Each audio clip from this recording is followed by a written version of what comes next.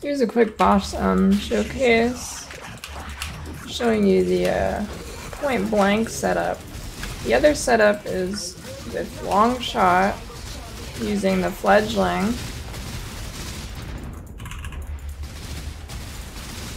Stupid meatball. Yeah, basically, playstyles, you get up in his face, put your focus ballistas down, hold right click.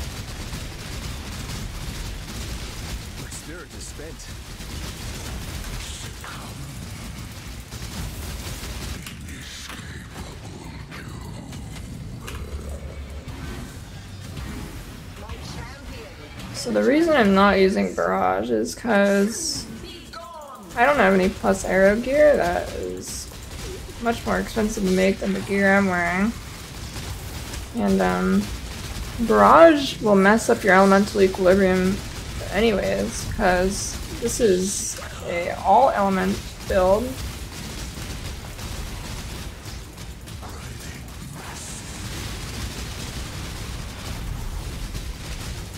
So you can see there the main defense of the build is Leech.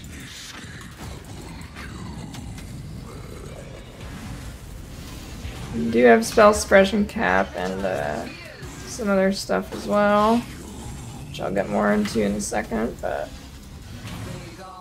Leech is the main thing which will make you survive here. And I've had basically no close calls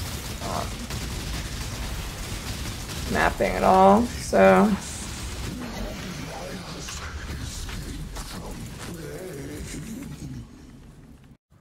here is a quick map clear. Show that off.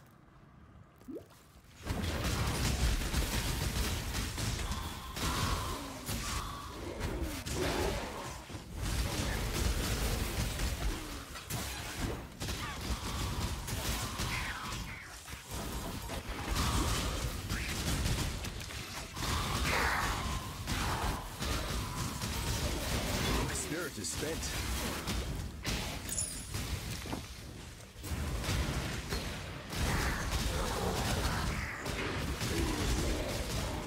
I can't do this just yet.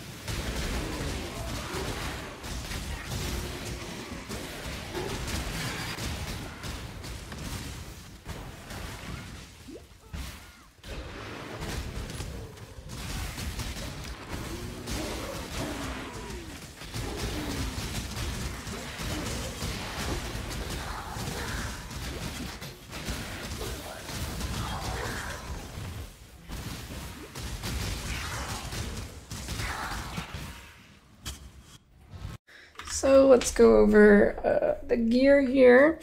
And just this has got all the stats my gear has in game, and they tend to be a little bit better in the softcore trait as well. Like mine doesn't have this wet. It has a little bit of attack speed. This also has prod speed. A lot of them are better. Some of them are the same. Some are a little worse, but generally they are all about the same. So here I have the bow. It starts at 15 as they scroll down a bit. Get to like 70, sure, you can buy one for 70 by the time you get there. Let's see. Helmet, you're just looking for the enchant. You'll probably have to make it yourself, but just looking for an evasion base. So scroll down there, I don't know, 40C. can grab that for 40C. The other enchant with damage is probably cheaper as well, if you want to go for that one. Quiver is just a quiver with fractured multi. Now you can look for, this one's fine. Pierce is fine. Attack speed's fine. 5 to 10 C there. Ring, you're just looking for the life and big accuracy. Some res, it's looking like it'll run you about a divine. Here we have the other ring, which is the endurance charge generation. It's looking like, just looking for life, endurance charge, some res, about 10 C. Here, amulet.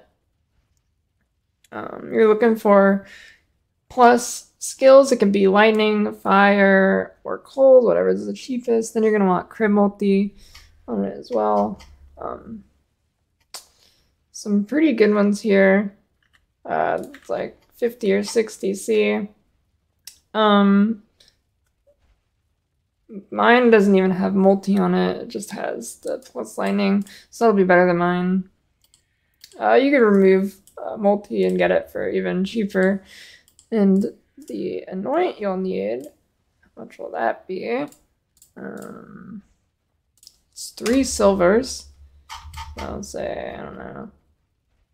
There's a lot of 20s there, so 20 each. So I'll say that's 60. See? Alright. Your armor will just be a 6-link full dragon scale. And, there's plenty of these here. So you can get it for like 20 C, and then rolling it's fairly easy. You just need life, res. You don't need suppression on it. Suppression would let you drop some more nodes on your tree, let you get more damage, but mine doesn't have that. And then you just craft the Gravicious mod on it, and then it'll probably come out to like 50 or 60 C. Here are your boots. There's lots of 2 divine ones here. Just looking for suppression, res, movement speed, life. Run you about 2 divines. Gloves, gonna be about up to 50 C. If you want to go a little bit more expensive, you can get you can get gloves with increased damage against chilled enemies. Those would be your endgame gloves. I don't have them yet. Don't need them, but that's what you'd aim for. Belt. You're looking for life, res, and I included elemental damage with attack skills because ideally you'd have that. My belt does not.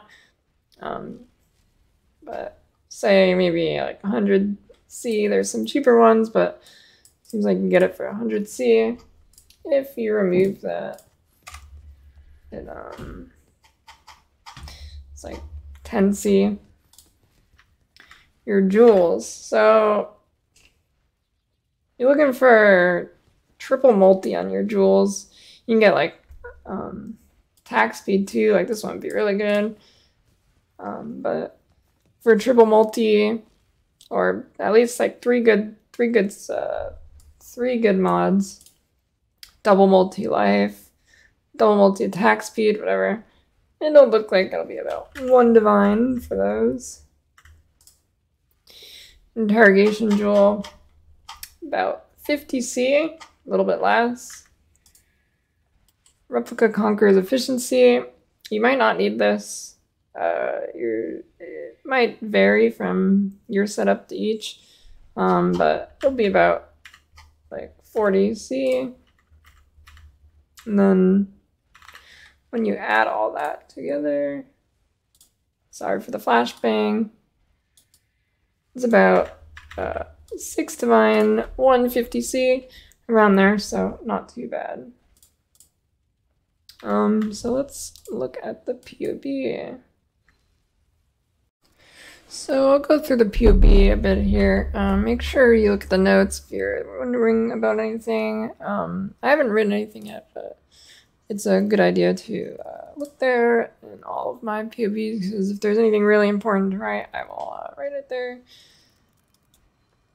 So here's the tree for the budget one, and basically my character in hardcore trade currently, it has 3.6 million DPS if all the totems are up, which they're pretty easy to keep up, so they're pretty much always up. So the main defense of the build is Leech. As you can see, there's a ton of Leech here. It's like always up because you're Slayer. Besides that, you don't really have much. It's just Grace, Determination, Spell Suppression, killing things before they get to you. But I've had no close calls at all so far. Got the character to like level 93.5, doing tier 16s, influenced, and stuff like that. Done some bosses. Yeah, it's pretty well-rounded, actually.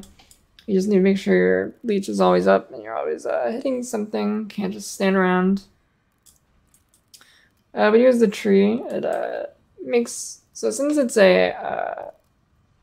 it's an elemental hit build, and we're not using either of the jewels to just turning into one type. So we use all elemental types of Valley Hit because we are using Secrets of Suffering, which swaps our ailments to the alternate ailments, which is Scorch, Brill, and Sap. So that's the premise of the build, is this. So you cycle through all those, and then also as you're cycling through, it'll proc elemental equilibrium. It's really good synergy there. And so your crit, what the ailments do is it gives you a bunch of crit, like as you can see here. It doubles our crit there, basically. This is the cap. This reduces Scorch, reduces enemy resistance, gives us a bunch more damage. Sap, this is the damage enemies do to us. So you can see the hit pool gets a little bit bigger there. And yeah. So the tree's kind of funky on this build. There's a few things you could tweak, like, for example, my amulet, I have the projectiles pierce 2 targets implicit on my talisman. So I don't actually need these points right here. These are just, if you have no pierce anywhere else, you'll need these because you do need some kind of pierce. You can get it on your quiver too, and then I believe it is an Eldritch implicit that you can get on your gloves. Or it's a veiled mod as well. So that's that. You do want to make sure to pick up this increased effective non-damaging ailments, mainly for bosses. It won't really matter in maps, but for bossing, you're gonna want that. I mean, it's still nice in maps actually for arch nemesis mobs that reduce your damage in one type of ailment. So that is good. Other than that, point blank here. Don't think there's much else to really say about this tree. Here's the ascendancy points. I'm not including leveling tree for this one, just because it's late in the league, and I mean at this point, you can get really good leveling gear and just blast through and just follow through this tree, basically. But for ascendancy points, your first one will be this. Second one will be that. Third, fourth.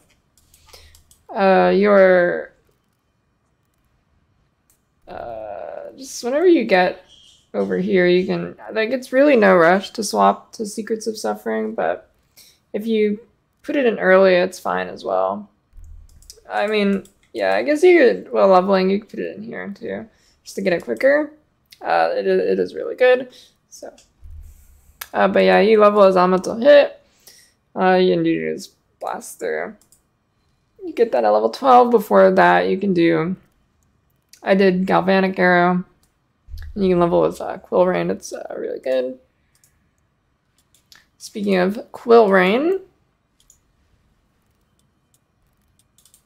here is the other variation of the build, and it is with Quill Rain and the Fledgling.